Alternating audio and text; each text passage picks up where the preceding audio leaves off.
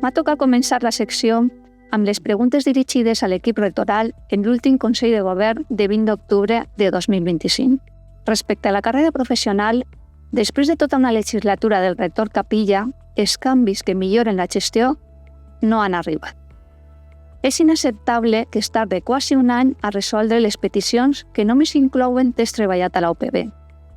Li vaig proposar al gerent, com a possible solució, l'automatització del procediment, perquè ell no dota suficientment de personal administratiu al servei i dur més caps no sembla que desembossa res. La resposta del gerent és que sols entre el 9 i el 12% de sol·licituds presenten problemes i que ell també desitja tindre l'aplicació informàtica, que estan treballant en això. El problema és que quan algú dona una forqueta de percentatge, normalment és perquè se ho està inventant, perquè o és el 9% o és el 12%. I que no, a nosaltres no ens costa que ningú estigui treballant en cap aplicació.